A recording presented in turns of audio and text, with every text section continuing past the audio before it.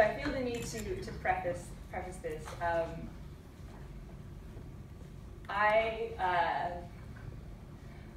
When I'm done this mandate after this last year, I go back to my community. I don't stop being Mi'kmaq. I am a Mi'kmaq person from start to finish in this life. And so when I have these opportunities to speak on matters that are important, that are awkward, that are controversial, I will take that opportunity to do so. I assure you that I have heartsick love poems and poems about the mundane and the beautiful parts of nature scrolled away in my notebook, but this is not a time and a place for those poems. And I promise you that you will hear a lovely poem at one point in time that doesn't challenge you in where you are, but this is not that time. I research my poetry. I don't just write off the cuff. I do a lot of research, and I have a lot of education and background in the stuff that I speak.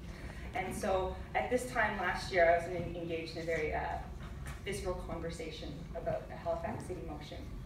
And I intend to revisit that through this poem.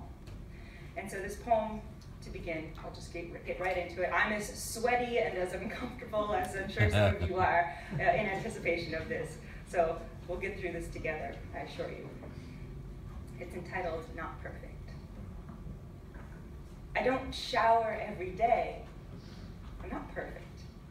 I sing off key when I drive on the highway. I'm not perfect. I have a dedicated husband, but still fall in love every day. But hey, I'm not perfect. There are a lot of things I can forgive and understand as human error, but not a single one of those comes in the form of inciting racialized terror, and I hate to be the bearer of bad news, but a lack of perfection is a poor excuse to keep Cornwallis enshrined regardless of his abuse. Please cut him loose. Do you get what I'm saying? Or is my argument obtuse? How can granting us, our humanity, be any less of a priority than making the donair the official meal of Halifax City? It's a pity that late-night drunk foods get to be classified as today's most current issues. Where are our statues? May I suggest a few? Anna Mae Aquash, Donald Marshall Jr., or Grand Chief Member 2. See, they all meet the criteria of not being perfect. They're a group of real apple tree serpents. Anna Mae, a divorcee. Member 2 and Marshall, a rebel Catholic and a criminal. Maybe that last one ended in acquittal, but it's because the world thought Elnu's words were too brittle to be believed. And it's not news to me. We have already whitewashed our streets to rinse off our red-stained hands and feet. In that park, all paths lead to his bronzed greed. I beg and plead, can't you see what I see? That a man decreed a proclamation on our scalps. I'm taking you to task. I'm asking for your help to heal generations of spiritual welts because we were seen as animals, only valued for our pelts. But today, we are members of your community.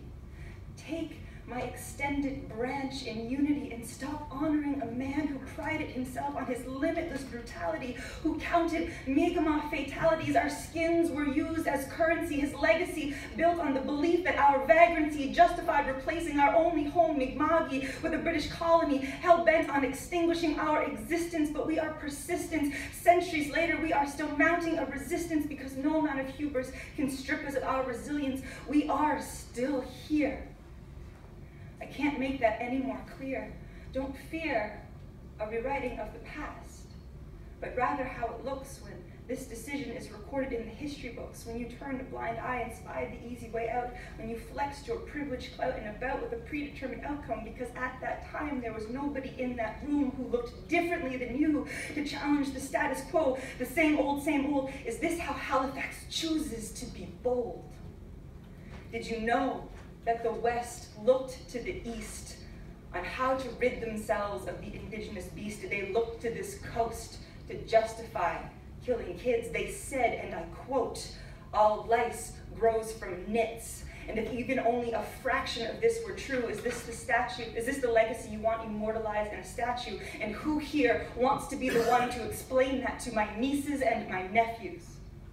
It's time for minds to be changed and pride to be checked. It's time that our voices are given a lot more respect. I will not fault you for a change of heart on the subject. Together, we can find a compromise and work it, because at the end of the day, I recognize how hard it is to be perfect. Thank you so much for listening.